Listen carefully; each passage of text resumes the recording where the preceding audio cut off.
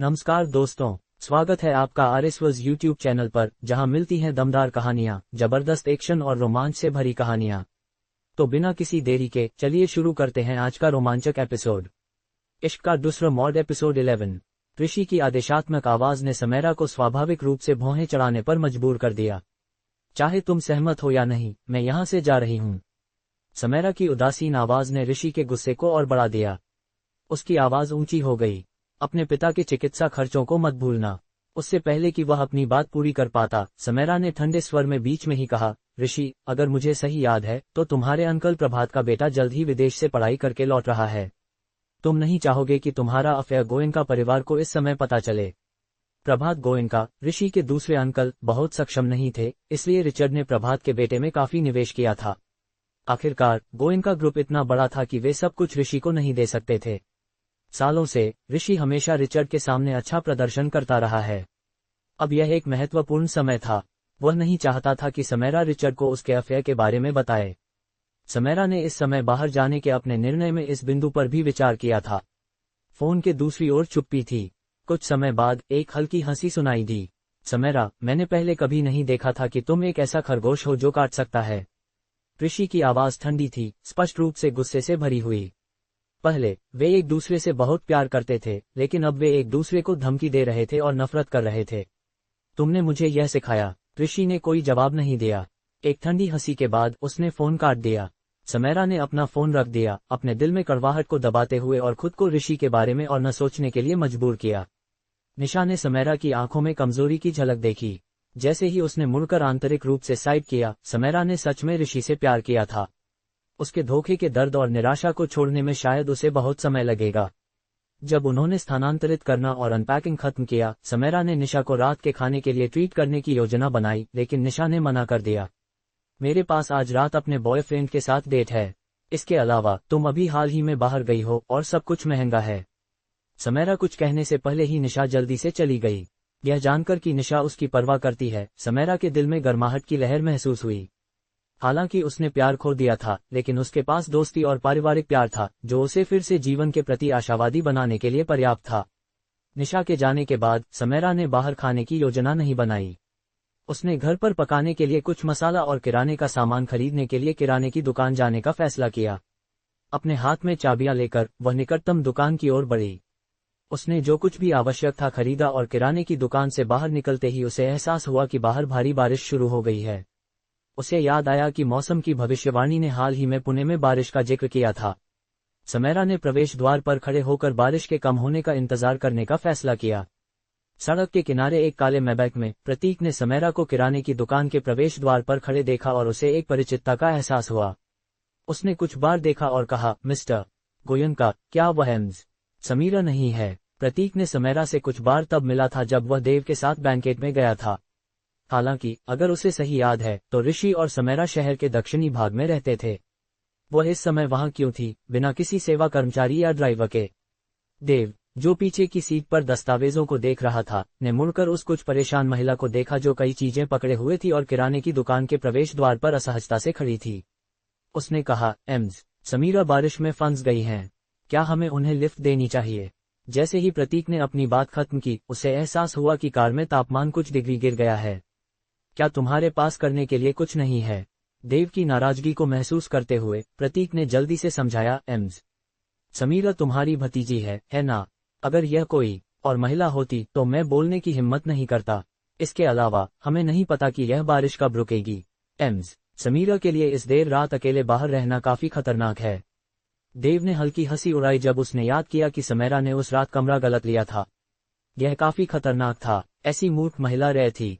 अगर वह उस रात किसी और आदमी से मिलती तो वह। जब देव ने कुछ नहीं कहा, प्रतीक ने संकोच किया और पूछा, मिस्टर गोयनका, क्या हमें जाना चाहिए या? तुमने अभी कहा कि वह मेरी भतीजी है। अगर मैं अब आंखें मूंद लूं तो क्या लोग नहीं कहेंगे कि मैं सहानुभूति की कमी रखता हूं? प्रतीक चुप रह गया, सोचते हुए कि देव आमतौर पर सहानुभूति की कमी रखता है। समेरा ने कुछ समय तक इंतजार किया। यह देखते हुए कि बारिश केवल जारी नहीं थी बल्कि और भी तेज होती जा रही थी, उसने टैक्सी बुलाने के बारे में संकोच किया। तभी एक काला मैबैक उसके ठीक सामने रुक गया। पीछे की खिड़की नीचे हुई, देव का ठंडा चेहरा प्रकट हुआ। समेरा चौंकी, स्पष्ट रूप से यहाँ उसे मिलने की उम्मीद नहीं थी। चलो, मैं तुम्हें वापस ले जाऊंगा, उसने ठंडे स्वर में कहा। उसका चेहरा बिना किसी भाव के था, जो एक डरावनी आभा दे रहा था। समैरा ने एक कदम पीछे हटकर सिर हिलाया। अंकल देव, ठीक है, बारिश थोड़ी देर में रुक जाएगी। देव की प्रभावशाली उपस्थिति ने समैरा की सांसें रोक दी। उसने अनजाने में अपने हाथ में पकड़ी हुई थैली को कस लिया। इससे पहले कि वह मना कर पाती, सामने की यात्री दरवाजा अचानक खुल गया और प्रतीक ने उसके हाथों से चीजें ले लीं। समीरा, कार में चढ़ो। यह बारिश कम से कम 1 घंटे तक चलेगी और हवा भी चल रही है। तुम ठंडा हो सकती हो। समैरा अब और मना नहीं कर सकी क्योंकि प्रतीक ने पहले ही उसकी चीजें ट्रंक में रख दी थीं। उसने अपने होंठ काटे और कार का दरवाजा खोलकर अंदर बैठ गई। जैसे ही वह बैठी, देव की हल्की लकड़ी की खुशबू ने उसे घेर लिया। उसके हाथ, जो उसकी तरफ लटके हुए थे, अनजाने में उसकी शर्ट के किनारे को कस लिया। उस रात की याद जब वह देव के साथ बहुत दूर जाने वाली थी, बहुत जीवंत थी, जिससे उसके लिए उसके साथ रहना असहज हो गया। देव ने समैरा की असुविधा को महसूस नहीं किया। उसने अपने हाथ में दस्तावेज रखकर उसे देखा। तुम इतनी दूर किराने का सामान लेने क्यों आई? मैं हाल ही में यहाँ आई हूँ। अंकल देव, तुम मुझे द फ्लेयर के प्रवेश द्वार पर छोड़ सकते हो। क्या तुम्हारा ऋषि के साथ झगड़ा हुआ? नहीं, मैंने हाल ही में एक नौकरी पाई है और यहाँ रहना कंपनी के करीब है। देव ने फिर से कुछ नहीं कहा और कार में चुप्पी छा गई। जल्द ही कार द फ्लेयर के प्रवेश द्वार पर रुक गई और समैरा ने चुपचाप राहत की सांस ली। मुझे वापस लाने के लिए धन्यवाद अंकल देव। वह दरवाजा खोलने और बाहर निकलने वाली थी जब अचानक उसे एक छाता दिया गया। समैरा ने तुरंत देव के हाथ को देखा क्योंकि वह हाथों की सराहना करने वाली थी। उसने ऋषि के प्रति भी एक आकर्षण विकसित किया था जब उसने उसके हाथ देखे थे। छाते को पकड़ने वाले हाथ की जोड़ों की स्पष्टता और सफेदी ने उसे देखना मुश्किल बना दिया। इसे लो, उसने स्वाभाविक रूप से मना कर दिया। कोई जरूरत नहीं, मैं दौड़कर वापस जा सकती हूँ। उससे पहले कि वह अपनी बात पूरी कर पाती, देव की कुछ हद तक अधीर आवाज सुनाई दी। क्या तुम एक डूबे हुए चूहे की तरह भिगोना चाहती हो? समैरा चुप हो गई। एक पल के लिए संकोच करने के बाद उसने फिर भी देव से छाता ले लिया। धन्यवाद। देव ने कुछ नहीं कहा, उसका चेहरा कुछ हद तक उदासीन था। जैसे ही समैरा बाहर निकली, प्रतीक ने पहले ही ट्रंक से चीजें ले ली थीं। समीरा, क्या मैं तुम्हें ऊपर भेज दूं? कोई जरूरत नहीं, मेरे पास ज्यादा सामान नहीं है, मैं खुद संभाल सकती हूँ। प्रतीक ने भी जोर नहीं दिया। आखिरकार देव को बाद में एक बैठक थी। समैरा की चीजें उसे सौंपने के बाद वह कार में वापस चला गया और चला गया। काले मैबैक की टेल लाइट्स को गायब होते हुए देखते हुए समैरा ने मुड़कर अपने किराए के अपार्टमेंट की ओर बढ़ी। कार में देव ने दस्तावेज उठाए और एक खाली चेहरे के साथ कहा, समैरा और ऋषि के बीच क्या हो रहा है, यह पता करो। सोमवार की सुबह ठीक 8 बजे समैरा पार्क फार्मास्यूटिकल्स पहुंची। एचआर ने उसकी ऑनबोर्डिंग पूरी की और उसे कंपनी का दौरा कराया, विभागों के स्थानों से परिचित कराया। इसके बाद उसे R&D विभाग के प्रबंधक के कार्यालय में ले जाया गया। R&D प्रबंधक गायत्री दास एक 40 वर्षीय महिला थी जिनका बाल कटवाने का स्टाइल बहुत साफ सुथरा था। वह आसानी से मुस्कुराने वाली नहीं थी और गंभीरता का आभास देती थी। बैठो, उसने कहा जब समैरा बैठ गई। मैंने तुम्हारा रिज्यूमे देखा है। तुमने अपने स्कूल के दिनों में काफी कुछ हासिल किया है, लेकिन तुम पिछले कुछ वर्षों से प्रयोगशाला में नहीं रही हो। तुम एक सहायक के रूप में शुरू करोगी। ठीक है। गायत्री ने समैरा की शांत स्वभाव की सराहना की, जिसमें असंतोष का कोई संकेत नहीं था। उसे ऐसे अधीनस्थ पसंद थे जो जमीन से जुड़े हों। अब तक समैरा विश्वसनीय लग रही थी। गायत्री खड़ी हुई और समैरा से कहा, चलो मैं तुम्हें तुम्हारे सहकर्मियों से मिलवाती हूँ। उन्होंने समैरा को R&D विभाग में ले जाकर अपनी आवाज ऊंची की। सभी एक पल रुकें, आज हमारे विभाग में एक नया सदस्य है। समैरा, कृपया अपना परिचय दो। समैरा मुस्कुराते हुए आगे बढ़ी। नमस्ते सभी को, मैं समैरा मेहता आपके नए भर्ती सदस्य हूँ R&D विभाग में। मुझे शुरुआत में बहुत कुछ नहीं पता होगा, इसलिए कृपया मुझे मार्गदर्शन करें। जैसे ही उसने अपनी बात खत्म की, उसके बाईं ओर से अचानक एक चीत्कार आई। लूसिया, तुमने गलत रेजेंट डाल दिया। समैरा ने उस आवाज की ओर मुड़कर देखा और उस घबराई हुई महिला को पहचाना जो रेजेंट्स को व्यवस्थित कर रही थी। उसे वहां लूसिया को देखकर आश्चर्य हुआ। लूसिया के पिता हर्षल दीक्षित हैरिस फार्मास्यूटिकल्स में परचेस मैनेजर थे, जहां उन्होंने सुदीप के साथ अपने विश्वविद्यालय के दिनों से करीबी दोस्ती विकसित की थी। इसके परिणामस्वरूप मेहता और दीक्षित परिवारों के बीच संबंध बने।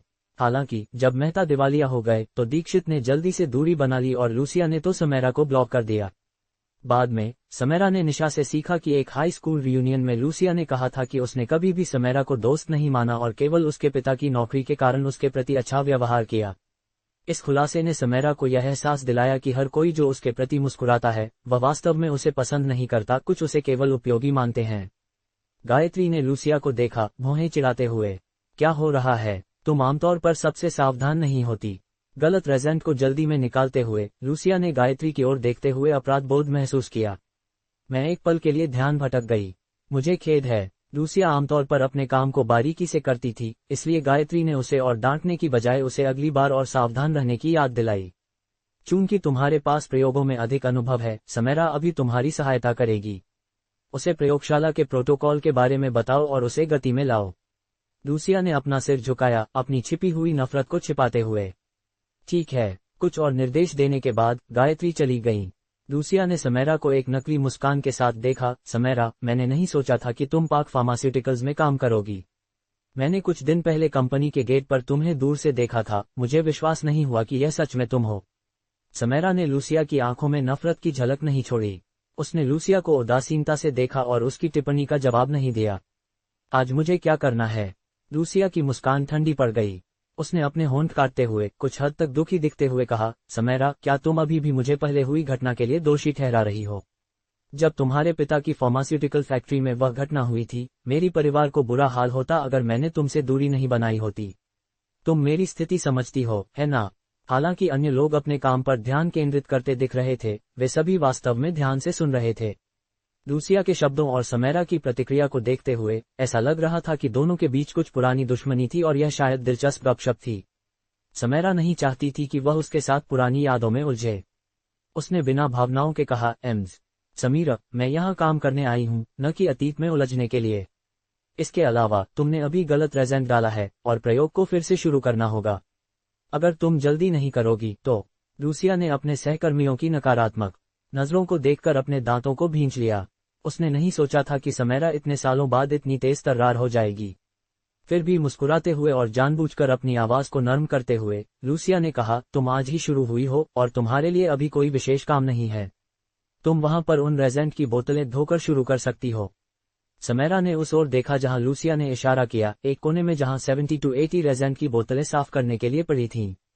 ऐसा लग रहा था कि उसे पूरी प्रयोगशाला की जमा की गई रेजेंट की बोतलें सौंप दी गई थीं। लूसिया की मुस्कान थोड़ी गर्वित हो गई जब उसने समैरा को उन बोतलों को देखते हुए बिना कुछ कहे देखा। एक बार जब समैरा मना कर देगी तो वह सीधे गायत्री के पास जाकर उसकी शिकायत कर देगी। गायत्री को उन लोगों से नफरत थी जो दोनों घमंडी और अक्षम थे, इसलिए वह निश्चित रूप से समैरा से नफरत करने लगेगी। इसका मतलब था कि लूसिया भविष्य में उसे आसानी से नियंत्रित कर सकती थी। हालांकि समैरा ने कुछ नहीं कहा और बस उन रेजेंट की बोतलों के ढेर की ओर बढ़ गई। लूसिया ने समैरा की पीठ को देखते हुए मुस्कुराए। अब जब समैरा उसके हाथ में थी, वह जो चाहती कर सकती थी। वह समैरा को पाक फार्मास्यूटिकल्स में काम करने के लिए पछताने पर मजबूर कर देगी। समैरा ने 9 बजे तक बिना रुके काम किया, सभी रेजेंट की बोतलों को साफ करते हुए। जब उसने अंततः ब्रश रखा तो उसे ऐसा लगा जैसे उसकी पीठ उसकी अपनी नहीं रही। वह 10 बजे के बाद घर पहुंची और स्नान करने के बाद सोने की तैयारी करने लगी। जैसे ही उसने अपना फोन रखा, वह पिंग हुआ। समैरा ने थोड़ा सा भौहें चिढ़ाई जब उसने देखा। उसने प्रोफाइल चित्र को पहचाना, यह नेत्रा का सचिव था। जिस दिन उसने नेत्रा के अफेयर के बारे में पता लगाया था, उसने उसे अपने संपर्कों से हटा दिया था। उसे विश्वास नहीं हो रहा था कि नेत्रा ने फिर से उसे जोड़ने की हिम्मत की। समैरा ने इसे अनदेखा किया, लेकिन नेत्रा स्पष्ट रूप से हार मानने वाली नहीं थी। उसने एक संदेश भेजा, नेत्रा, समीरा, मैं गर्भवती हूँ। समैरा ठिठकी, उसके अंगूठे फोन को पकड़ते हुए सफेद हो गए। 10 सेकंड से अधिक समय तक रुकने के बाद उसने खुद को शांत किया। उसने एक स्क्रीनशॉट लिया और उसे ऋषि को भेजा, फिर तुरंत नेत्रा को ब्लॉक कर दिया ताकि वह फिर से उसे देखकर घृणा न करे। ऋषि का जवाब जल्दी आया। ऋषि, समैरा, यह एक दुर्घटना है। मैं इसे सही तरीके से संभालूंगा, वादा करता हूं कि वह तुम्हारे सामने फिर से नहीं आएगी। समैरा को उसका वादा असत्य लग रहा था। उसने पहले भी इसी तरह के वादे किए थे और तब क्या हुआ था। उसने जवाब नहीं दिया और बस उनकी चैट इतिहास को हटा दिया। अगले कुछ दिनों में जब भी समैरा प्रयोगशाला में पहुंची, लूसिया ने उसे कई छोटे काम सौंप दिए। प्रयोगशाला के प्रोटोकॉल और प्रयोग कैसे करना है, इस पर लूसिया ने एक शब्द भी नहीं कहा। जल्द ही 1 सप्ताह बीत गया। शुक्रवार की शाम गायत्री प्रयोगशाला में समैरा की प्रगति की जांच करने आईं। जब उन्होंने उसे प्रयोगशाला की सफाई करते देखा तो गायत्री ने भौहें चिढ़ाते हुए लूसिया से पूछा, क्या हो रहा है? मैंने उसे छोटे काम करने के लिए नहीं रखा। लूसिया ने एक निर्दोष रूप धारण किया, कुछ हद तक बेबस होकर कहा, यह नहीं है कि मैं उसे काम नहीं देना चाहती। उसने सालों से प्रयोग नहीं किए हैं, इसलिए वह केवल बुनियादी चीजों से शुरू कर सकती है। इसलिए वह अभी केवल ये काम कर रही है। गायत्री ने समीरा की ओर देखा। क्या तुमने इस समय प्रयोगशाला में कुछ हासिल किया है? मैंने देखा है कि प्रयोगशाला में वर्तमान ध्यान हृदय संबंधी बीमारियों के लिए दवाओं के विकास पर है। दवा विकास की प्रगति लगभग 50% पूरी हो चुकी है और हम चूहों का उपयोग करके प्रयोगात्मक चरण के लिए तैयारी कर रहे हैं। यह सुनकर गायत्री का चेहरा थोड़ी देर के लिए हल्का हो गया और उसकी नज़र समीरा की ओर प्रशंसा के संकेत के साथ बढ़ी। बहुत अच्छा। प्रयोगशाला के उपकरणों के साथ तुम्हारी सीखने की प्रगति कैसी है? यह ठीक चल रहा है। इस बीच लूसिया ने समीरा की ओर तिरछी नजर डाली। समीरा, मुझे पता है तुम प्रयोग करने के लिए उत्सुक हो, लेकिन प्रयोग गंभीर काम है। कई उपकरण हैं जिनका हम हाल ही में उपयोग नहीं कर पाए हैं। तुम कैसे कह सकती हो कि तुमने लगभग सब कुछ सीख लिया है? समीरा ने सपाट स्वर में कहा, मैंने अपने विश्वविद्यालय के वर्षों में इन उपकरणों का उपयोग किया है। तुमने खुद कहा, वह सालों पहले था। तुम काफी समय से प्रयोगशाला में नहीं हो। तुम्हें सब कुछ फिर से सीखना होगा। हम दवा विकास कर रहे हैं। यहाँ कोई लापरवाही की गुंजाइश नहीं है। तुम्हें कैसे पता कि मैंने फिर से नहीं सीखा है? लूसिया ने अपने होंठ काटते हुए समीरा की ओर निराशा से देखा। तुम इन दिनों प्रयोगशाला में छोटे काम कर रही हो। तुम्हारे पास सीखने का समय कैसे हो सकता है? जीनविव को प्रभावित करने के लिए झूठ मत बोलो। समीरा ने मुस्कुराते हुए कहा, तो तुम भी जानती हो, इन दिनों मुझे जो भी अजीब काम सौंपे गए हैं, मैंने उपकरणों का उपयोग करने का मौका नहीं पाया। लूसिया ठिठकी, अनजाने में अपनी हथेलियों में नाखून गड़ाते हुए। उसने समीरा को कमतर आंका था। समीरा, क्या तुम यह इम्प्लाई कर रही हो कि मैंने जानबूझकर तुम्हें उपकरणों का उपयोग करने से रोका? मैं तुम्हारी देखभाल की सराहना क्यों करूंगी? निसा और कुछ कहना चाहती थी, लेकिन जीनविव ने उसे रोक दिया। ठीक है, चूंकि तुम कहती हो कि तुमने लगभग सब कुछ सीख लिया है, आज के प्रयोग में एक निष्कर्षण शामिल है। तुम इस चरण को संभालोगी। समीरा ने सिर हिलाया और उपकरणों का संचालन करने गई। शुरुआत में लूसिया ने योजना बनाई थी कि वह समीरा की गलती का इंतजार करेगी ताकि वह गायत्री का ध्यान आकर्षित कर सके। अप्रत्याशित रूप से समीरा द्वारा उठाए गए हर कदम सटीक और त्रुटिहीन थे। गायत्री द्वारा समीरा की प्रशंसा सुनकर निसा अपनी सोच से बाहर निकल गई। उसके दिल में एक पुरानी चिंता उठने लगी। जब समीरा का परिवार दिवालिया हुआ था, तब लोग केवल समीरा को देखते थे और लूसिया को नजरअंदाज कर देते थे। अब उसे ऐसा लग रहा था कि वह फिर से समीरा की छाया में जीने जा रही है। क्या वह हमेशा समीरा की छाया में जीने के लिए बंधी हुई थी? उसने इसे स्वीकार करने से इनकार कर दिया। जीनविव ने समीरा को प्रशंसा देने के बाद अपने कार्यालय में बुलाया और उसे एक दस्तावेज सौंपा। कंपनी अस्थमा के इलाज के लिए एक दवा विकसित करने की तैयारी कर रही है। अन्य शोधकर्ता वर्तमान में व्यस्त हैं, इसलिए मैं इस परियोजना को तुम्हें सौंपने का इरादा रखती हूँ। क्या तुम इस पर आत्मविश्वास महसूस करती हो?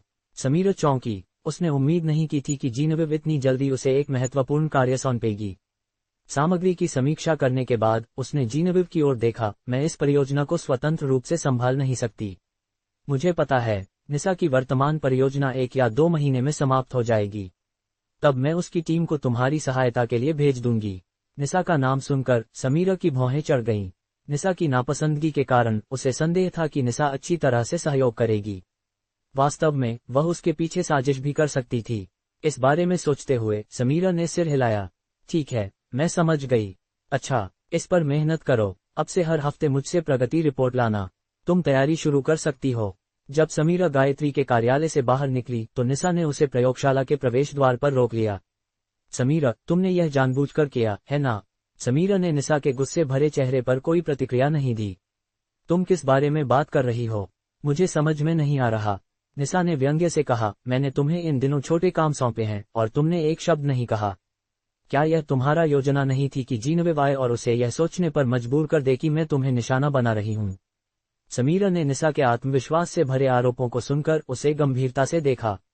क्या तुम कह रही हो कि तुमने मुझे निशाना नहीं बनाया? अगर मैंने किया भी तो क्या? हर नया व्यक्ति तुम्हारी तरह आता है। क्या तुम अभी भी सोचती हो कि तुम मिस सामेरा मेहता हो और पूरी दुनिया तुम्हारे चारों ओर घूमती है? जब समीरा ने निसा के तिरछे व्यवहार को देखा तो उसे एहसास हुआ कि वह कितनी अंधी थी, वास्तव में यह मानते हुए कि निसा उसे एक दोस्त के रूप में देख रही थी। मैं उस प्रकार की नई नहीं हूं जो अपमान सहन करूं। मुझे कमजोर मत समझो। जो बीत गया उसे भूल जाओ। अगर तुम भविष्य में मेरे खिलाफ अपनी छोटी छोटी साजिशें जारी रखती हो तो मैं पीछे नहीं हटूंगी। निसा ने पहले तो पलटवार करने की कोशिश की, लेकिन समीरा की ठंडी नजरों से मिलकर उसे अनजाने में एक अपराध बोध का अनुभव हुआ। यह उसे क्षण भर के लिए चुप कर गया और मानसिक रूप से शून्य कर दिया। समीरा ने उसे नजरअंदाज किया और चली गई। काम के बाद समीरा घर लौटी, जल्दी से खाना बनाया, खाया और फिर दवा विकास के लिए सामग्री पर शोध करने लगी। जैसे जैसे वह अपने शोध में गहराई में गई, नींद ने उसे घेर लिया और वह अपने बिस्तर पर सो गई। जब वह एक धुंधली स्थिति में थी, उसे लगा कि कोई उसे उठाकर उसके बिस्तर पर रख रहा है। उसने पलटा, फिर से सोने की तैयारी की, लेकिन अचानक उसे याद आया कि वह अकेले रहती है, जिससे वह चौंकी। उसने अचानक अपनी आंखें खोली, केवल ऋषि की सुंदर प्रोफाइल को देखने के लिए, जो उसे एक साथ राहत और गुस्सा दोनों दे रहा था। वह बैठ गई, ऋषि को ठंडी नजरों से घूरते हुए। तुम यहाँ कैसे आए? सामेरा, मैंने 3 दिन से सोया नहीं है ताकि मैं जल्दी वापस आ सकूं। मुझे थोड़ी देर आराम करने दो, ठीक है? ऋषि की आवाज खुरदुरी और थकी हुई थी। सामेरा ने देखा कि उसके आमतौर पर बेहतरीन तरीके से स्टाइल किए गए छोटे बाल थोड़े अस्त व्यस्त हैं, उसकी आंखें लाल हैं और उसके चेहरे पर हल्की दाढ़ी है। वह कुछ हद तक अस्त व्यस्त लग रहा था। पहले वह उसके लिए दुखी महसूस करती, लेकिन अब उसे केवल गुस्सा आ रहा था। ऋषि जल्दी वापस नहीं आया क्योंकि वह उसे जल्दी देखना चाहता था। वह डरता था कि सामेरा उसके और मिथेश के गर्भावस्था के स्कैंडल को सुमना परिवार के सामने उजागर कर देगी, जिससे उसकी स्थिति सुमना ग्रुप में प्रभावित हो सकती है। मेरे घर से तुरंत निकल जाओ, नहीं तो मैं पुलिस को बुला दूंगी, सामेरा ने कहा, जैसे ही उसने बिस्तर के पास अपने फोन की ओर बढ़ाया। उससे पहले कि वह डायल कर पाती, ऋषि ने फोन छीन लिया। उसने उसे एक दर्द भरी नजर से देखा, जैसे उसने एक अक्षम्य अपराध किया हो। सामेरा, क्या तुम सच में मुझसे इतनी नफरत करती हो? सामेरा ने एक गहरी सांस ली ताकि वह खुद को शांत कर सके। यह सवाल बेकार है। जाओ, मैं तुम्हें नहीं देखना चाहती। मैं नहीं जाऊंगा। तुम मेरी पत्नी हो और जहां तुम हो मैं वहीं रहूंगा। सामेरा ने भौहें चढ़ाईं। वह कुछ कहने वाली थी जब उसका फोन, जो ऋषि के हाथ में मजबूती से पकड़ा हुआ था, अचानक बज उठा। देखते ही देखते यह अस्पताल से एक कॉल थी। ऋषि ने बिना किसी हिचकिचाहट के जवाब दिया। एम्स मेहता, कृपया तुरंत अस्पताल आएं। आपके पिता अचानक गिर गए हैं। सामेरा का चेहरा पीला पड़ गया जब उसने फोन को ऋषि के हाथ से छीन लिया। मैं तुरंत वहां जाऊंगी। ऋषि ने उसका हाथ पकड़ लिया। मैं तुम्हारे साथ चलूंगा। सामेरा को मना करने का मौका दिए बिना उसने उसे दरवाजे की ओर खींच लिया। सामेरा ने उसकी पकड़ से खुद को छुड़ाने की कोशिश की, लेकिन असफल रही और निराशा में भौंकी। मुझे छोड़ दो, मैं अकेले जा सकती हूँ। ऋषि ने उसकी ओर एक हल्की हेल्पलेसनेस के साथ देखा। सामेरा, तुम्हारे पिता की सेहत दांव पर है। चलो, हमारी बहस को बाद में छोड़ देते हैं, ठीक है? सामेरा ने यह बताने की कोशिश की कि उनकी स्थिति सिर्फ एक साधारण बहस नहीं थी, लेकिन उसके पिता की हालत अधिक महत्वपूर्ण थी। उसके पास उससे बहस करने की ऊर्जा भी नहीं थी। वे इमरजेंसी रूम की ओर दौड़े, जहां उन्होंने सुमन को एक बेंच पर चिंतित बैठा देखा। उसकी आंखें लाल थीं। सामेरा तेजी से उसके पास गई। सुमन, क्या हुआ? क्या पापा की हालत स्थिर नहीं थी? वह अचानक क्यों बेहोश हो गए? डॉक्टरों ने पहले उन्हें आश्वासन दिया था कि जब तक सुदीप तनाव से बचते हैं, उनकी स्थिति स्थिर रहेगी। सुमन ने सामेरा को देखकर अपने आंसू नहीं रोक पाई। उसे बोलने में कुछ समय लगा। मुझे नहीं पता। हर्षल और उसकी बेटी आज शाम तुम्हारे पिता से मिलने आए थे। उनके जाने के बाद तुम्हारा पिता चुप रहा। जब मैंने पूछा कि क्या कुछ हुआ, तो उसने जवाब नहीं दिया। फिर अचानक वह खून की उल्टी करने लगा और बेहोश हो गया। सामेरा का चेहरा बर्फ की तरह ठंडा हो गया। दीक्षित परिवार ने सुदीप के मेहता फार्मास्यूटिकल्स के दिवालिया होने के बाद जल्दी ही उनसे दूरी बना ली थी। उन्होंने वर्षों से सुदीप से मुलाकात नहीं की थी, इसलिए आज उनकी अचानक उपस्थिति स्पष्ट रूप से अच्छे इरादों के लिए नहीं थी। सुमन को सांत्वना देने के बाद और उसे शांत होते हुए देखकर सामेरा ने सीढ़ियों की ओर बढ़ते हुए लुसिया को सीधे फोन किया। लुसिया, तुम्हारे पिता और तुमने आज अस्पताल में मेरे पिता से क्या कहा? फोन के दूसरी ओर एक हंसी सुनाई दी। उसके बाद लुसिया की बेपरवाह आवाज आई। सामेरा, मेरे पिता और मैंने तुम्हारे पिता से मुलाकात की और अतीत की यादें ताज़ा की। क्या हुआ? उसकी सामान्य आवाज ने सामेरा में गुस्सा भड़का दिया। मेरे पिता ने तुम्हारे परिवार का क्या बिगाड़ा? क्या तुम्हें और तुम्हारे पिता को कोई शर्म नहीं है? अगर सुदीप नहीं होते तो हर्षल को मेहता फार्मास्यूटिकल्स में खरीदारी प्रबंधक का पद नहीं मिलता, और न ही वह आज जहां है। किसी भी आभार के बजाय उन्होंने दुष्टता के साथ प्रतिशोध किया, अस्पताल में जाकर उसे उकसाने के लिए। यह एक निस्वार्थ विषधर को पालने जैसा था। सामेरा, मैं तुम्हारे पिता से मिलने का इरादा नहीं रखती थी, लेकिन तुमने पाक फार्मास्यूटिकल्स आने पर जोर दिया, जिससे मुझे असहजता महसूस हुई। इसलिए मुझे तुम्हें भी ऐसा महसूस कराना पड़ा। तो ऐसा है। सामेरा ने अपनी नजरें नीची कर ली। उसके फोन पर पकड़ धीरे धीरे कसती गई। वह लुसिया से निपटना नहीं चाहती थी, लेकिन दूसरी ने उसके परिवार को नुकसान पहुंचाया था। वह इसे और सहन नहीं कर सकती थी। तुम्हें आज के अपने कार्यों का भुगतान करना होगा। लुसिया ने हंसते हुए कहा। बिल्कुल, मैं देखूंगी। उसे पता था कि ऋषि अपनी सचिव के साथ एक गर्म अफेयर कर रहा है। जल्द ही सामेरा को शायद बाहर निकाल दिया जाएगा। गोयनका परिवार की सुरक्षा के बिना सामेरा को हटाना एक चींटी को कुचलने जितना आसान होगा। सामेरा ने लुसिया के साथ और कोई शब्द बर्बाद नहीं किया। उसने फोन काट दिया और पहले से तैयार की गई फाइलें गायत्री के ईमेल पर गुमनाम रूप से भेज दी। जब वह इमरजेंसी रूम में वापस आई तो सर्जरी की रोशनी अभी अभी बंद हुई थी। सुमन तेजी से उठी और ऑपरेटिंग रूम के दरवाजे की ओर चल दी, इंतजार करते हुए। उसे कांपते हुए देखकर सामेरा उसके पास गई और उसे सहारा दिया। ऑपरेशन रूम का दरवाजा खुला और एक डॉक्टर बाहर आया। डॉक्टर, मेरे पति कैसे हैं? सुमन ने चिंतित होकर पूछा। वह अस्थायी रूप से खतरे से बाहर हैं, लेकिन अब से उन्हें किसी भी तनाव से बचना होगा, अन्यथा उनका शरीर किडनी ट्रांसप्लांट के दिन तक नहीं टिक पाएगा। सुमन ने राहत की गहरी सांस ली, अपनी आंखों से आंसू पोंछते हुए बार बार सिर हिलाया। ठीक है, मैं समझ गई। हम उनकी हृदय गति की निगरानी करेंगे।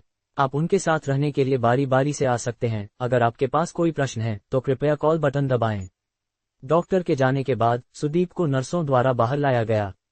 अभी भी एनेस्थीसिया के प्रभाव में वह बेहोश लेटा था, उसकी आंखें कसकर बंद थीं। उसकी बीमारी से कमजोर चेहरा उसकी प्रमुख गालों को उजागर कर रहा था और उसकी रंगत में कोई रंग नहीं था। सामेरा यह दृश्य देखकर रो पड़ी। मेहता फार्मास्यूटिकल्स के दिवालिया होने के बाद से सुदीप बीमार पड़ गए थे और पिछले कुछ वर्षों में ज्यादातर अस्पताल में ही रहे, धीरे धीरे कमजोर होते गए। ऋषि ने उसे अपने कंधे पर लपेटा और उसे करीब खींच लिया। सामेरा, चिंता मत करो, पापा ठीक हो जाएंगे। सामेरा ने अपने आंसू पोंछे और उसे चुपचाप धकेल दिया। उसकी उदासीनता ने ऋषि को निराशा का एक तीर महसूस कराया। ऐसा लग रहा था कि वह अभी भी उसे माफ करने के लिए तैयार नहीं थी। अस्पताल के कमरे में ऋषि ने सुमन से कहा कि वह पहले घर जाकर आराम करे। वह रात भर सामेरा के साथ वहां रहेगा। जब सुमन चली गई तो वह सामेरा के पास बैठ गया और धीरे से उसका हाथ पकड़ लिया। सामेरा, अब रात हो गई है, क्यों न तुम थोड़ी देर आराम कर लो। सामेरा ने उसकी हाथ को झटक दिया, उसकी नजरें गर्मी से रहित थीं। ऋषि, यहाँ तुम्हें अच्छे पति या दामाद होने का दिखावा करने की कोई जरूरत नहीं है। तुम्हारे धोखे के बाद हम कभी एक साथ नहीं हो सकते। जाओ, मैं तुम्हारे साथ अस्पताल में बहस नहीं करना चाहती। यह जानकर कि वह परेशान है, ऋषि ने उससे बहस नहीं की। वह उसके सामने झुक गया, उसे प्यार से देखते हुए। सामेरा, मैं दिखावा नहीं कर रहा हूँ। तुम्हारी और पापा की देखभाल करना, यह सब मेरे दिल से है। तुम हमेशा मेरी अच्छी इच्छाओं को क्यों मोड़ती हो? सामेरा ने उसे ठंडे स्वर में देखा। क्योंकि तुम्हारी सभी अच्छी इच्छाओं का एक उद्देश्य है। तुम अब मुझसे माफी मांगने के लिए खुद को नीचा दिखा रहे हो, है ना? चाहे तुम मुझे माफ करो या नहीं, मैं यह सुनिश्चित कर सकता हूं कि तुम मुझे छोड़ नहीं सकोगी। मैं तुम्हें उदास नहीं देखना चाहता, इसलिए मैं तुम्हें मनाने के लिए तैयार हूं। क्या तुम सच में नहीं समझती या दिखावा कर रही हो? ऋषि का यह घमंडी व्यवहार सामेरा को पूरी तरह से नफरत दिला रहा था। उसने उसे धोखा दिया, फिर भी उसके पास ऐसी बेहुदा बातें कहने की हिम्मत थी। सामेरा ने मुड़कर उससे और बात करने से इनकार कर दिया। जो भी वह कहे, वह उसे कभी माफ नहीं करेगी। रात के मध्य में सुदीप आखिरकार जाग गए। पापा, आप जाग गए? क्या आपको कहीं असुविधा हो रही है? नहीं। सुमन कहाँ है? सुमन और सुदीप दोनों अपनी दूसरी शादियों में थे, प्रत्येक ने परिवार में एक बच्चा लाया था। जब उन्होंने शादी करने की योजना बनाई, सामेरा पहले से ही 18 वर्ष की थी और उसे कोई आपत्ति नहीं थी।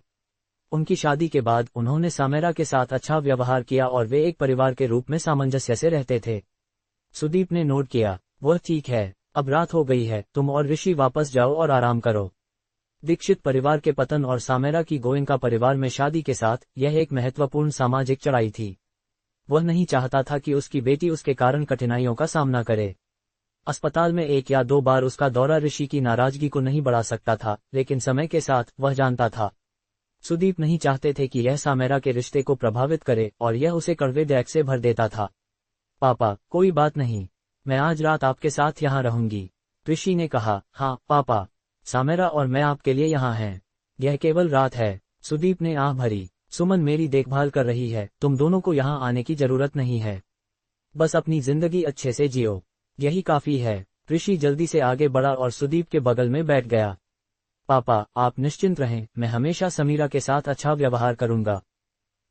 जब तक तुम उसके साथ अच्छा व्यवहार करोगे, मुझे बस यही चाहिए। सुदीप की पलकें अभी भी बेहोशी के असर से भारी हो रही थीं। समीरा ने जल्दी से उन्हें टोका। पापा, अभी तक बेहोशी का असर पूरी तरह से नहीं गया है। आप सो नहीं सकते। पूरी रात समीरा और ऋषि बारी बारी से आपकी देखभाल करते रहे। भोर होते ही बेहोशी का असर कम होने लगा, जिससे सुदीप को आखिरकार आराम मिला। भोर होने के कुछ देर बाद वेन ताजी बनी हुई सूप लेकर आई। समीरा, ऋषि, तुम दोनों पूरी रात जागे रहे।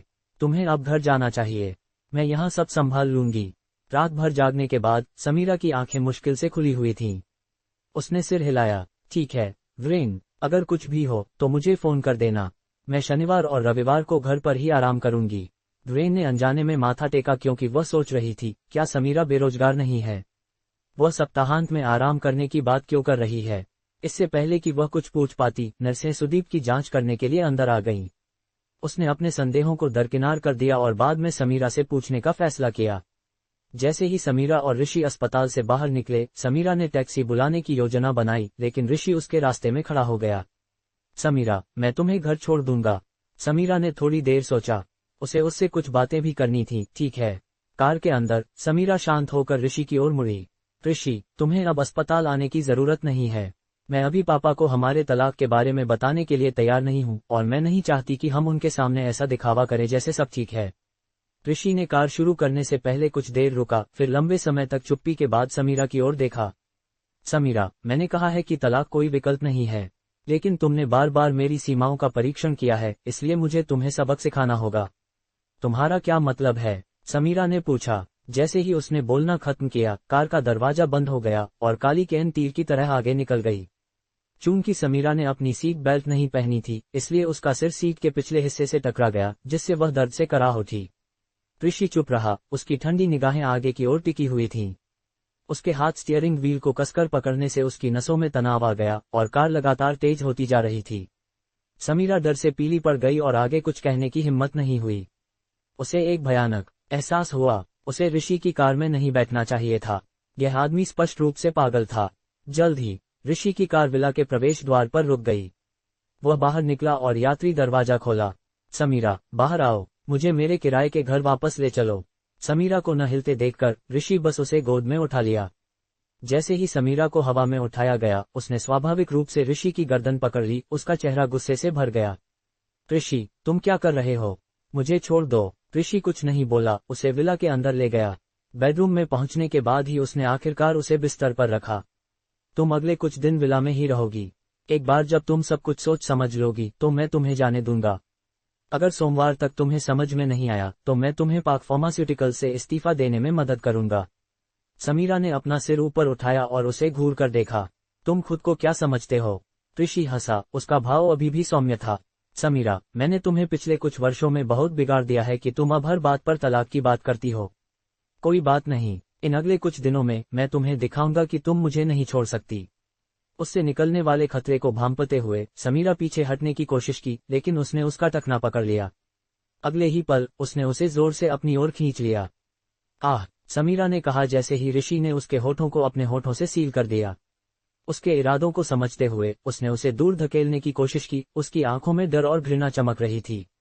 उसने उसके हाथों को बिस्तर पर पिन कर दिया। उसका भारी शरीर उस पर दब गया। दूर हटो, मुझे तुमसे नफरत मत करवाओ। समीरा की आंखों में नफरत देखकर ऋषि ने उसकी ठुड्डी पकड़ ली। समीरा, अब यह नहीं चलेगा। भले ही तुम मुझसे नफरत करो, मैं तुम्हें अपना बच्चा पैदा करवाऊंगा। केवल इसी तरह तुम मुझे छोड़ने के बारे में सोचना बंद करोगी। क्या तुम्हें लगता है कि मैं इन परिस्थितियों में बच्चे को जन्म दूंगी? अगर मैं गर्भवती हो भी जाती हूँ तो मैं बच्चे को यह दुनिया नहीं देखने दूंगी। कोई बात नहीं, अगर तुम इसे गर्भपात करा देती हो तो हम तब तक कोशिश करते रहेंगे जब तक कि तुम इसे जन्म देने के लिए तैयार नहीं हो जाती। ऋषि की आंखों में लापरवाही भरी हुई थी, जिससे समीरा समझ गई कि वह हर शब्द का मतलब रखता है। वह डर से भर गई थी। तुम पागल हो, बस पागल।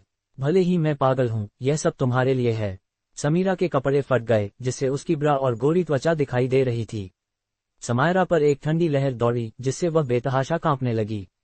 ऋषि की नजरें गहरी हो गईं जब उसने उसके सीने की हल्की लकीरों को देखा और वह उसके कंधे पर किस करने के लिए झुका। मुझे मत छुओ। समायरा ने डिसेस्परेटली संघर्ष किया, लेकिन वह ऋषि द्वारा दबा दी गई थी।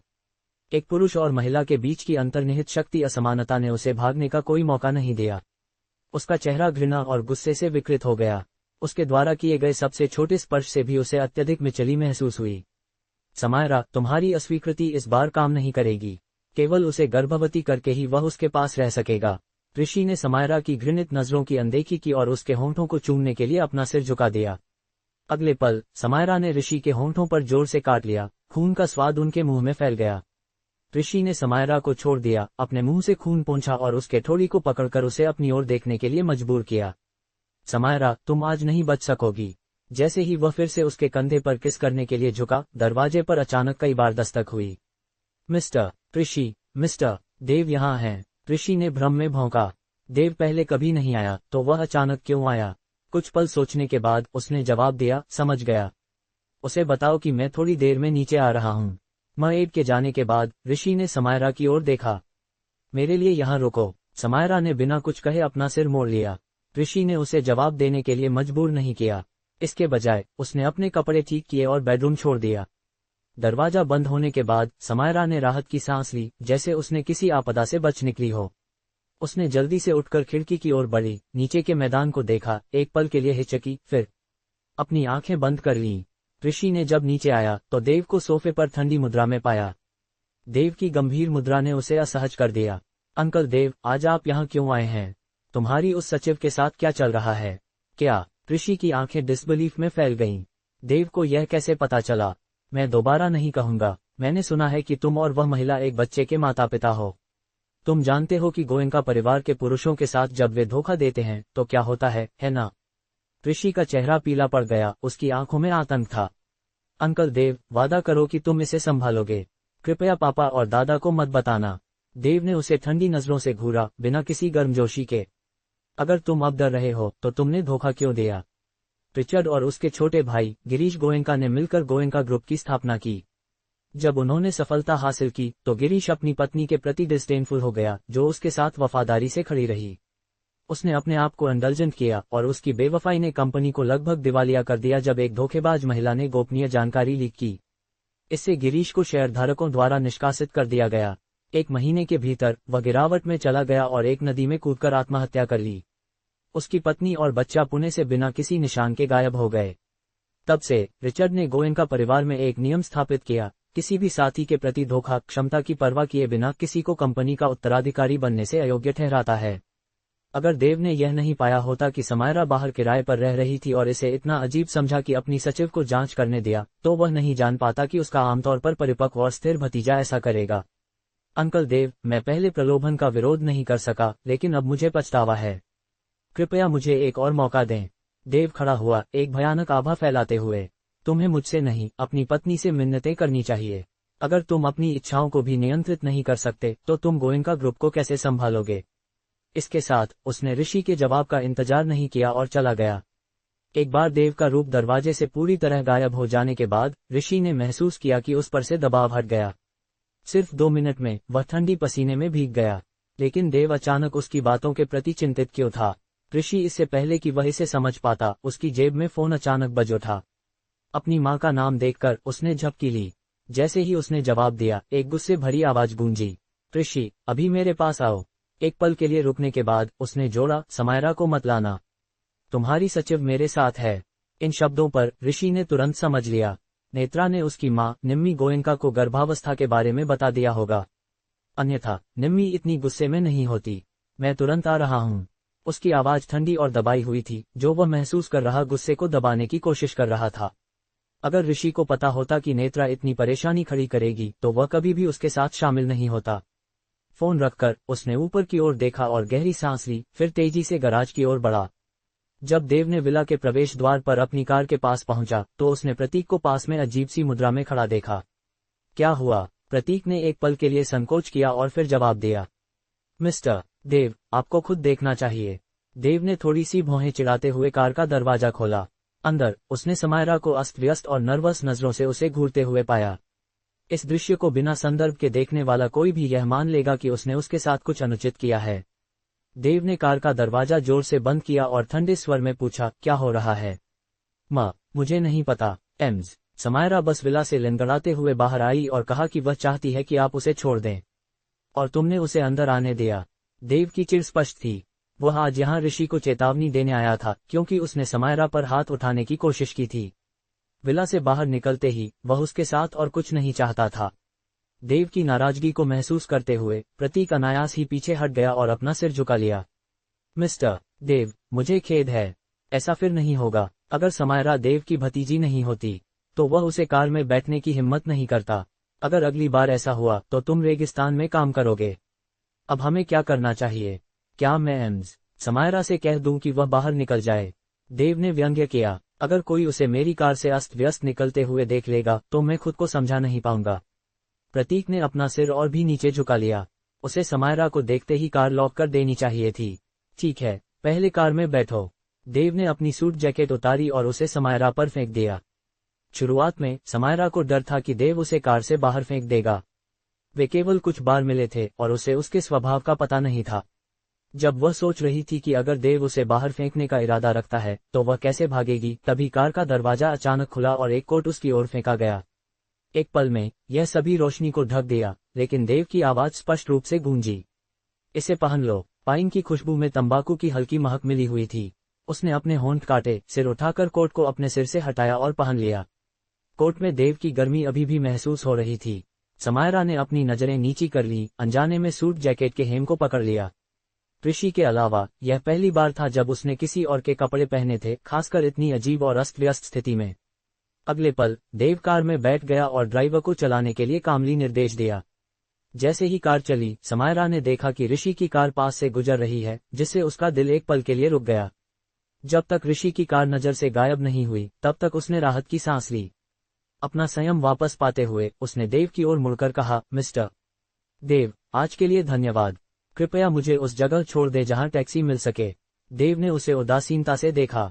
तुम्हारे वर्तमान स्थिति में टैक्सी ड्राइवर तुम्हारे बारे में क्या सोचेंगे? समायरा को अत्यधिक शर्मिंदगी महसूस हुई। वह भागने के लिए इतनी चिंतित थी कि उसने कपड़े बदलना भूल गई। यह सच था, वह अब टैक्सी के लिए उपयुक्त नहीं थी।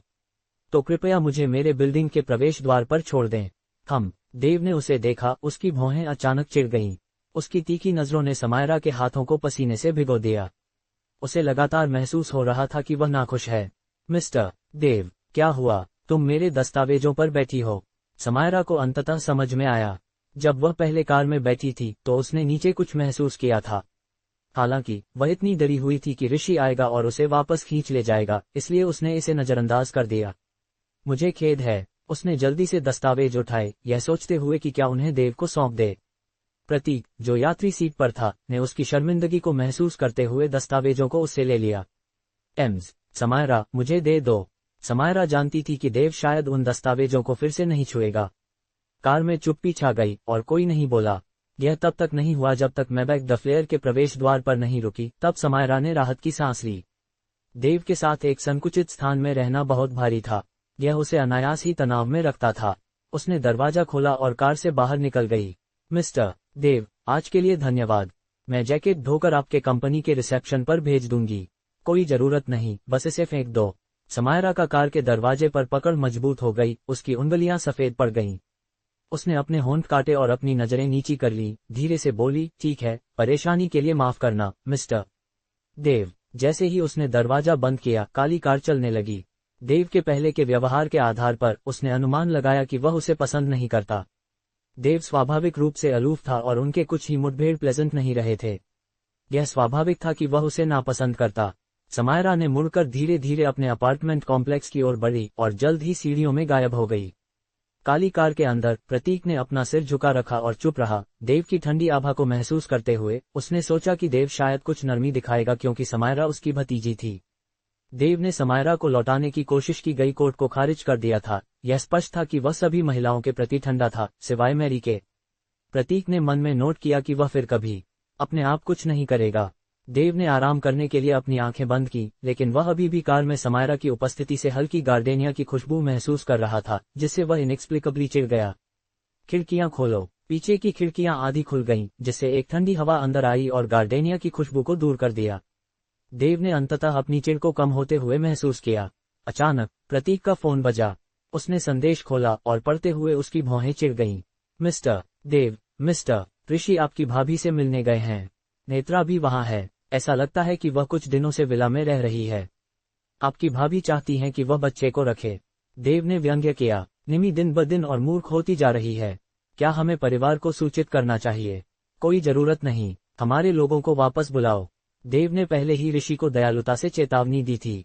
अगर ऋषि और निमि समझदारी नहीं दिखा सकते तो उन्हें गोयनका ग्रुप पर कब्जा करने के बारे में नहीं सोचना चाहिए। जब ऋषि अपने माता पिता के घर पहुंचा और देखा कि नेत्रा और निमि एक साथ बातें कर रही हैं और हंस रही हैं, तो उसकी आंखों में एक ठंडी चमक आई। वह नेत्रा से पूरी तरह से बीमार था। उसने उसका पैसा लिया, फिर अस्पताल से गायब हो गई और फिर उसकी जिंदगी से। वह केवल समायरा को अपनी गर्भावस्था की सूचना देने के लिए सामने आई, जबकि वह एक व्यापार यात्रा पर था, जिससे समायरा से उसकी दूरी और बढ़ गई। अब वह अपनी मां के करीब हो गई थी, स्पष्ट रूप से उसे जीतने की कोशिश कर रही थी। मां, इसका क्या मतलब है? निमि ने उसकी भरीकुटी देखी और शांति से अपनी कॉफी पीते हुए जवाब दिया, बैठो। चलो नेत्रा की गर्भावस्था के बारे में बात करते हैं। ऋषि ने नेत्रा की ओर देखा, उसकी आवाज में व्यंग्य था। बात करने के लिए कुछ नहीं है। यह बच्चा नहीं होना चाहिए। उसने एक गलती की थी और वह उसे दोहराना नहीं चाहता था। अगर यह बच्चा पैदा हुआ तो समायरा के साथ उसका रिश्ता ठीक नहीं हो सकेगा। निमि ने गुस्से में अपना कप टेबल पर पटक दिया। यह तुम्हारा बच्चा है और मेरा पोता है। तुम इसे इतनी आसानी से कैसे खारिज कर सकते हो? यह सिर्फ एक दुर्घटना है। अगर तुम पोता चाहती हो तो समायरा और मैं इस पर काम करेंगे। काम करेंगे? तुम कितने सालों से शादीशुदा हो? हर बार जब हम परिवार में जाते हैं, क्या तुम जानते हो कि तुम्हारी आंट्स क्या कहती हैं? अगर वह बच्चे नहीं पैदा कर सकती तो शायद उसे किनारे हट जाना चाहिए। ऋषि का चेहरा ठंडा हो गया। उसने निमि की ओर घूरते हुए हर शब्द को स्पष्टता से कहा, माँ, मैं समायरा को तलाक नहीं दूंगा और मैं इस महिला से शादी नहीं करूंगा। अगर तुम इस तरह बात करती रही तो मैं यहाँ नहीं आऊंगा। और उसकी गर्भावस्था के बारे में, बच्चे का गर्भपात होना चाहिए। जैसे ही उसने अपनी बात खत्म की, 6 मजबूत बॉडीगार्ड कमरे में प्रवेश कर गए, नेत्रा को पकड़ने और उसे ले जाने के लिए आगे बढ़े। निमि ने टेबल पर हाथ मारा। मैं तुम्हें उसे छूने की हिम्मत करती हूँ। बॉडीगार्ड रुके, निमि की अधिकारिता को पहचानते हुए, जो ऋषि की मां थी। वह अपने बेटे को नुकसान नहीं पहुंचाएगी, लेकिन उनके लिए जीवन को कठिन बना सकती है। उन्हें उसकी प्रतिशोध के परिणामों का डर था। उसे अस्पताल ले जाओ। ऋषि का स्वर ठंडा था, उसकी नजरों में कोई गर्मी नहीं थी जब उसने नेत्रा को देखा। उसकी नजरों के नीचे नेत्रा ने निराशा और सैडनेस महसूस की, उसके गालों पर आंसू बह रहे थे। ऋषि, मैं तुमसे सच में प्यार करती हूँ। क्या मिसेस गोयनका मुझे और मेरे बच्चे को स्वीकार नहीं कर सकती? ऋषि ने घृणा से भरा। तुम बस एक प्रेमिका हो। तुम्हें उसकी तुलना करने का क्या अधिकार है? नेत्रा ने अपमानित महसूस किया और उसने सॉब्स को रोकने की कोशिश की। जब हम साथ थे, क्या तुमने कभी मुझे थोड़े से भी प्यार किया? ऋषि ने व्यंग्य किया। क्या तुम जानती हो कि कोई भी आदमी एक एस्कॉट से प्यार करता है? उसने नेत्रा का मनोरंजन केवल इसलिए किया क्योंकि उसने उसे आक्रामकता से पीछा किया और बिस्तर में कुछ भी करने के लिए तैयार थी। उसके लिए प्यार और सेक्स स्पष्ट रूप से अलग थे। नेत्रा का रंग उड़ गया, वह ऐसा लग रहा था जैसे वह गिरने वाली है। उसे विश्वास नहीं हो रहा था कि ऋषि उसे केवल एक निपटने योग्य खिलौने के रूप में देखता है। उसने इसे स्वीकार करने से इनकार कर दिया। गर्भवती होने के लिए अपनी सभी कोशिशों के बाद वह कचरे की तरह फेंकी जाने के लिए तैयार नहीं थी। कृपया सिमी, मेरे बच्चे को बचाओ। मैं उसे खोना नहीं चाहती। वह तुम्हारा पोता भी है। जब वह निम्मी के पास गई तो उसने अपने बच्चे के लिंग पहचानने की रिपोर्ट भी लाई। निम्मी ने उसे केवल इसलिए दयालुता दिखाई थी क्योंकि वह लड़का था। निम्मी तुरंत नेत्रा के पास गई, उसका हाथ पकड़ते हुए और ऋषि को घूरते हुए। अगर तुम आज उसे ले जाने की हिम्मत करोगे तो मैं यहीं तुम्हारे सामने मर जाऊंगी। निम्मी ने कभी नहीं सोचा था कि समायरा ऋषि के लिए अच्छी है। उसे विश्वास था कि एक गिरती हुई परिवार की कोई जगह नहीं है। वह नेत्रा का उपयोग करके ऋषि और समायरा के बीच तलाक कराने की योजना बना रही थी। नेत्रा को गोयनका परिवार में कभी स्वीकार नहीं किया जाएगा। वह केवल एक साधन थी। ऋषि ने भौहें चिढ़ाए। माँ, क्या तुमने दादा द्वारा बनाए गए परिवार के नियम भूल गई हो? अगर तुम नेत्रा को यह बच्चा रखने देती हो तो मैं गोयनका ग्रुप से कोई संबंध नहीं रखूंगा। निम्मी चौंकी, फिर उसने दांत पीसते हुए कहा, तुम्हें इसकी चिंता करने की जरूरत नहीं है। मैं सुनिश्चित कर सकती हूँ कि वे नहीं जानेंगे। मिस्टर देव को पहले से ही पता है। क्या तुम सोचती हो कि तुम इसे एक रहस्य रख सकती हो? निम्मी चौंकी, देव को यह कैसे पता चला? यह अप्रासंगिक है। अब जो महत्वपूर्ण है वह इस बच्चे से छुटकारा पाना है। निम्मी की हिचकिचाहट को देखकर नेत्रा में डर की लहर दौड़ गई। सिमी, यह तुम्हारा पोता है। तुम इतनी निर्दयी कैसे हो सकती हो? नेत्रा ने रोते हुए दयनीय रूप से देखा, लेकिन निम्मी ने उसे एक नजर भी नहीं दी। एक अनजन्मे बच्चे की तुलना में ऋषि कहीं अधिक महत्वपूर्ण था। बच्चे बाद में आ सकते हैं, लेकिन अगर ऋषि रिचर्ड की नजरों से गिर गया तो वह कभी भी गोयनका ग्रुप का उत्तराधिकारी नहीं बनेगा। कठोर दिल से निम्मी ने आदेश दिया, उसे अस्पताल ले जाओ। नेत्रा को खींच लिया गया, वह रोते हुए। उसे जल्द ही एक कार में फेंक दिया गया और अस्पताल ले जाया गया। निम्मी ने ऋषि को घूरा, उसका चेहरा गुस्से से विकृत था। क्या तुम अब संतुष्ट हो? हम कभी नहीं। माँ, कृपया मेरे और समायरा के मामलों में हस्तक्षेप मत करो। चाहे तुम उसे पसंद करो या नहीं, वह मेरी पत्नी है और तुम्हारा उसे अनुशासित करने का कोई अधिकार नहीं है। ऋषि के समायरा का बचाव करने को देखकर निम्मी का गुस्सा और बढ़ गया। क्या मैं गलत हूँ? वह तुम्हारे योग्य नहीं है। 3 साल से शादीशुदा हो और एक भी बच्चा नहीं। वह बस तुम पर निर्भर है। ऐसी महिला को रखने का क्या मतलब है? ऋषि ने भौहें चिढ़ाई, कुछ कहने ही वाला था, तभी उसका फोन बजा। जब उसने देखा कि यह विला से कॉल है तो उसने जवाब दिया। मिस्टर गोयनका, मैं मिसेस गोयनका को डिनर के लिए बुलाने गया, लेकिन वह अपने कमरे में नहीं थी। सुरक्षा फुटेज दिखाता है कि वह मिस्टर देव की कार में गई। मुझे निगरानी फुटेज भेजो। फोन खत्म होने के बाद नौकरानी ने जल्दी से वीडियो भेज दिया। जब ऋषि ने देखा कि समायरा दूसरे मंजिल से अस्त व्यस्त होकर देव की कार में कूद रही है तो उसका चेहरा और भी गहरा हो गया। जब वह पहले गुजरा था, देव ने उसे बुलाया भी नहीं। देव कभी दूसरों के मामलों में हस्तक्षेप नहीं करता, फिर वह समायरा की मदद क्यों कर रहा था? समामरा को किसी और आदमी द्वारा ऐसी स्थिति में देखना ऋषि के गुस्से को भड़का गया। उसे अनुमान लगाने की जरूरत नहीं थी। वह शायद अपने किराए के अपार्टमेंट में वापस गई होगी। निमी, जिसने फुटेज भी देखा था, ने अपने दांत पीसे। मैंने तुमसे कहा था कि वह तुम्हारे लिए अच्छी नहीं है। देखो, उसने क्या पहन रखा है। उसने समर परिवार को शर्मिंदा कर दिया है। ऋषि का चेहरा निराशा से भरा था जब उसने निम्मी को घूरा। माँ, यह मेरी गलती है। तुम समायरा का न्याय बिना पूरी कहानी जाने कर रही हो। क्या यह अन्याय नहीं है? तुम्हारा क्या मतलब है? मैं तुम्हारे लिए खड़ी हूँ और तुम उसका बचाव कर रहे हो। मैं तुम्हारी माँ हूँ। क्या तुम अपने लिए सबसे अच्छा नहीं चाहते? निमी के दर्द भरे चेहरे को देखकर ऋषि को एक लहर सी चिढ़ महसूस हुई। यह समायरा और मेरे बीच का मामला है। तुम्हें मेरी मदद करने की जरूरत नहीं है। बस मेरे सामने मेरी पत्नी को नीचा दिखाना बंद करो। उसकी प्रतिक्रिया का इंतजार किए बिना उसने मुड़कर तेजी से बाहर निकल गया। वह विला वापस नहीं गया, बल्कि समायरा के अपार्टमेंट की ओर बढ़ा। समायरा ने टेकआउट ऑर्डर किया था और अपने अपार्टमेंट में शॉवर ले रही थी। जैसे ही उसने अपने बाल सुखाए, उसे सुमन का कॉल आया। सुमन, क्या हुआ? सुमन की नर्म आवाज आई। समायरा, मैं बस पूछना चाहती थी कि क्या तुमने हाल ही में काम करना शुरू किया है? समायरा ने इसे उनसे छिपाने की योजना नहीं बनाई थी और लुसिया के अस्पताल दौरे के साथ यह लंबे समय तक एक रहस्य नहीं रहने वाला था। हाँ, मैंने। दूसरी ओर एक लंबी चुप्पी थी, फिर सुमन ने फिर से कहा, क्या तुम और ऋषि लड़ रहे हो? समायरा हाल ही में गर्भवती होने की तैयारी कर रही थी, इसलिए काम करने का यह अचानक निर्णय कुछ हुआ है ऐसा सुझाव दे रहा था। यह ठीक से एक लड़ाई नहीं है। समायरा ने अपनी नजरें नीची कर ली, अनजाने में अपने बालों की एक लट को घुमाते हुए। सुमन, यह एक लंबी कहानी है। जब हमारे पास समय होगा मैं समझा दूंगी। सुमन ने साइड किया। मैं युवा लोगों के मुद्दों को नहीं समझती, लेकिन ऋषि अच्छा लड़का लगता है। हर जोड़े में बहस होती है। तुम्हें एक दूसरे को समझना और समर्थन करना चाहिए ताकि यह काम करे। समायरा ने अपने होंठ काटे, कुछ नहीं कहा। ऋषि ने अच्छा दिखावा करने में माहिर था। अगर उसने उसकी बेवफाई का पता नहीं लगाया होता तो वह शायद अभी भी यह सोचती रहती कि वह एक अच्छा पति है। दरवाजे पर अचानक दस्तक ने उसे चौंका दिया।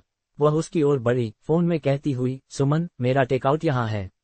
मैं बाद में तुमसे बात करती हूँ। अगर मेरे पिता के बारे में कुछ पता चले तो कृपया मुझे बताना। फोन रखकर उसने कहा, बस टेकआउट दरवाजे पर छोड़ दो। बिना किसी पीप होल या निगरानी के वह बाहर देख नहीं सकती थी। उसने दरवाजे के पास इंतजार किया, यह अनुमान लगाते हुए कि व्यक्ति कब जाएगा, फिर दरवाजा खोला। जब उसने बाहर ऋषि को देखा तो उसकी पहली प्रवृत्ति दरवाजा बंद करने की थी, लेकिन ऋषि का हाथ उसे रोक दिया। समायरा, आज के लिए मुझे खेद है। मैं बहुत आवेगी था। समायरा ने उसके चेहरे पर गिल्ट देखकर कुछ महसूस नहीं किया। मैं अभी तुम्हें नहीं देखना चाहती। समायरा, मैं वादा करता हूँ कि मैं फिर से तुम्हारे ऊपर नहीं आऊंगा। क्या तुम मुझे एक और मौका दे सकती हो? मैं तुम्हें मुआवजा दूंगा, ऋषि ने गंभीरता से कहा, लेकिन समायरा को केवल हंसने का मन कर रहा था। एक बार की बेवफाई के अलावा और कुछ नहीं होगा, हमेशा और भी होगा। वह उसे कभी माफ नहीं करेगी।